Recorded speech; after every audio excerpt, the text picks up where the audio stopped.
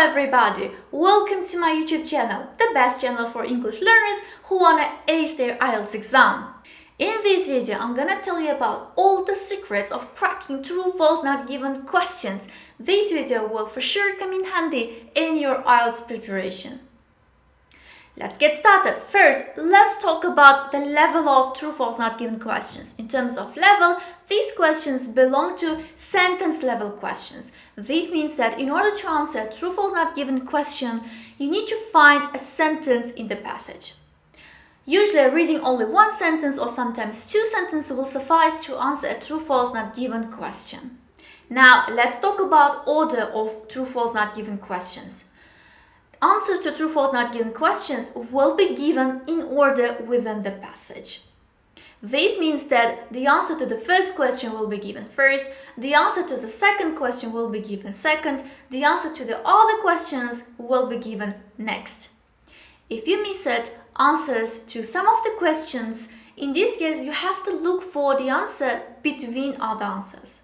What I mean by this, let's say you couldn't find the answer to question number 2.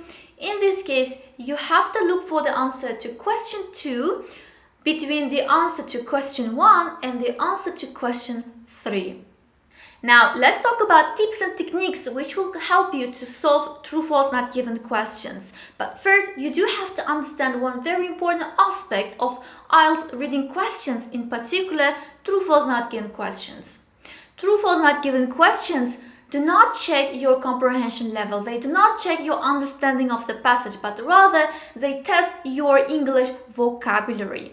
That's why it's really important to read the question carefully, to understand and to underline keywords of the question, and then to be able to locate the synonyms and antonyms of these keywords within the passage.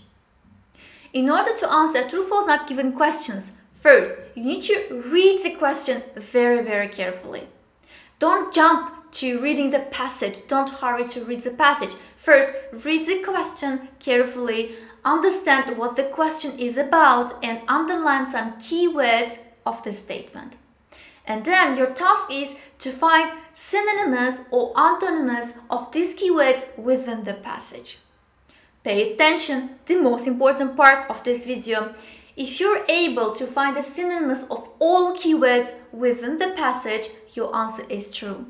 Sometimes you may not be able to find the exact synonyms of the keywords, but rather you may find other words and expressions within the passage which have the same meaning as the words in the question. In this case, your answer will also be true. If you find the antonyms of some keywords, of several keywords of the question within the passage, your answer will be false. But pay attention, sometimes you may not be able to find the exact antonyms of keywords of the question, but you may find words and expressions and phrases which have the opposite meaning of the keywords. In this case, your answer will also be false. But in some cases, you may not be able to find either synonyms or antonyms of several keywords of the question. In this case, your answer will be not given. In theory, solving true, false, not given questions seems very easy, and you may say, oh, it's a piece of cake and I'm gonna deal with it very easily, but in practice it's really different.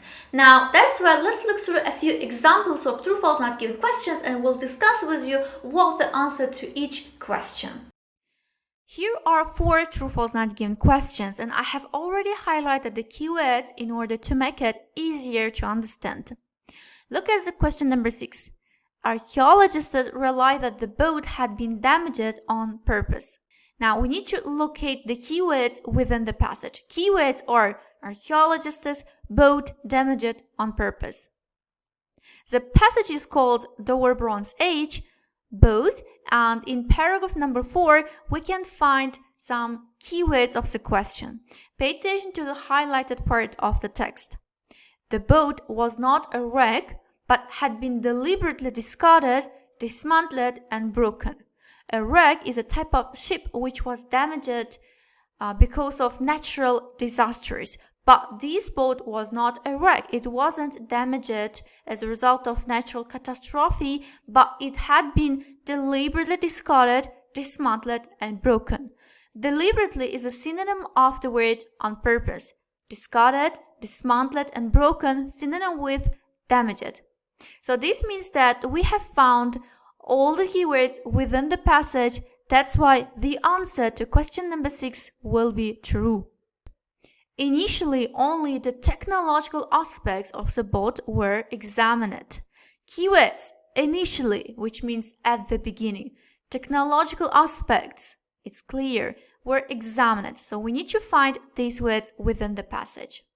Remember, true, false, not given questions are given in order. That's why now we have to look in the next paragraphs. Here we can find some information about technological aspects.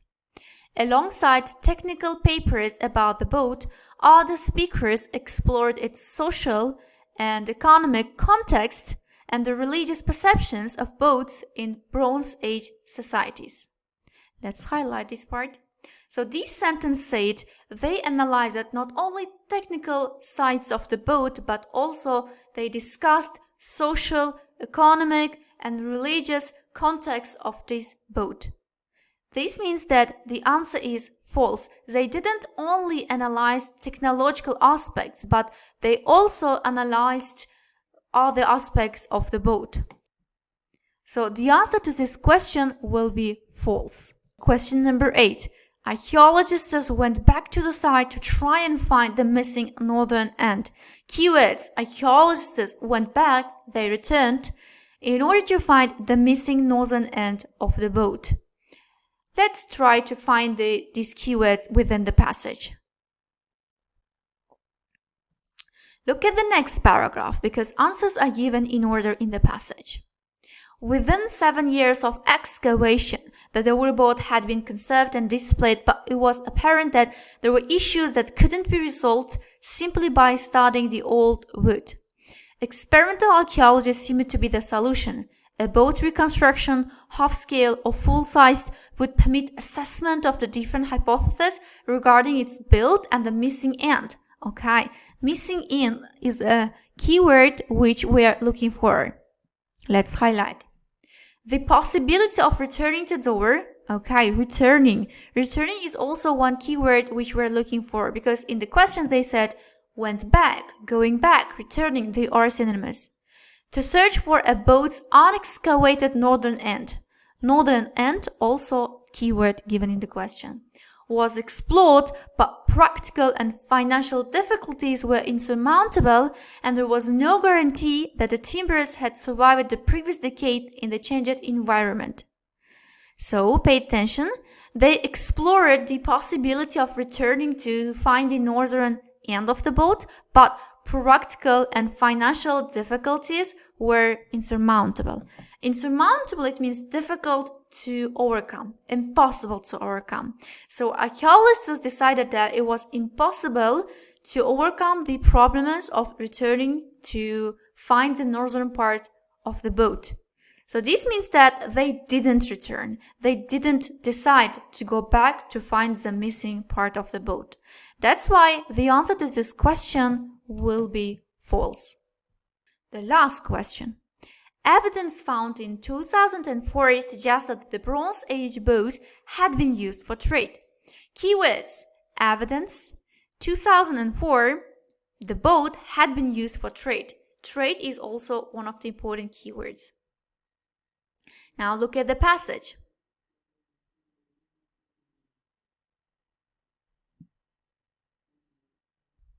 Here we can see 2004. Let's highlight it. It's a necessary keyword.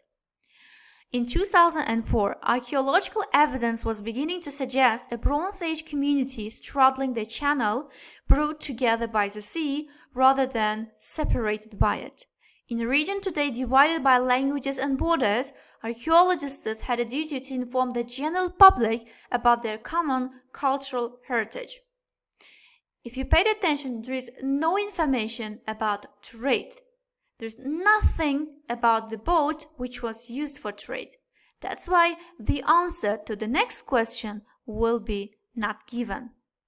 If you are still struggling to understand true-false not given questions, I have a few follow-up tips and techniques to help you further understand these type of questions. Imagine that an IELTS reading passage is a source material, and the questions, true-false not given questions, are a few statements which are given to you. And your task is to decide whether these statements are given in the passage. If the same statement is given in the passage, your answer will be true. Or if the opposite of these statements are given in the source material, your answer will be false. Or if this piece of information is not given in the passage, in the source material, your answer will be not given. I have another tip for you to better understand true-false not given questions. Make a yes-no question by using true-false not given statement. For example, you're given the following statement in the questions. All bilingual children have better cognitive skills. Make a yes-no question. Do all children who learn a second language, do all bilingual children have better cognitive skills? And now your task is to read the passage and to answer this question. And after reading the passage, if you have decided that yes, all children who are bilingual have better cognitive skills, your answer will be true. If you decide after reading the passage that not all children who are bilingual have better cognitive skills, your answer will be false. And after reading the passage, you are not able to decide because you couldn't locate the answer to this question, your answer will be not given. Of course, these tips and techniques may seem pretty easy when you watch them, but you start facing difficulties when you start practicing them. That's why it's really important to practice true-false not given questions as much as possible by using tips and techniques mentioned in this video. Finally, at the end of the video, let me tell you about the difference between yes or not given and true-false not given questions. Basically, they are the same. They test the same skills and the same abilities, and we use the same tips and techniques to deal with yes or not given and true-false not given questions. So what is the difference? The difference is in the passage.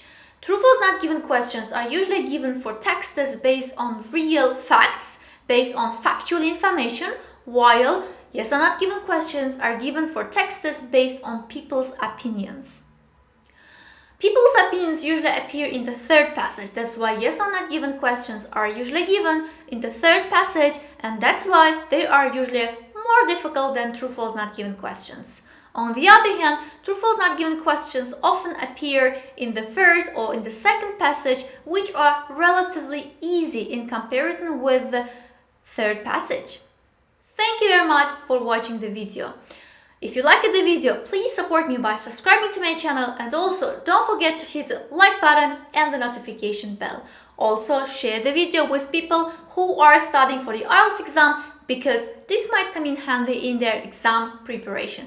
Once again, thank you very much for watching the video, and see you in the next videos.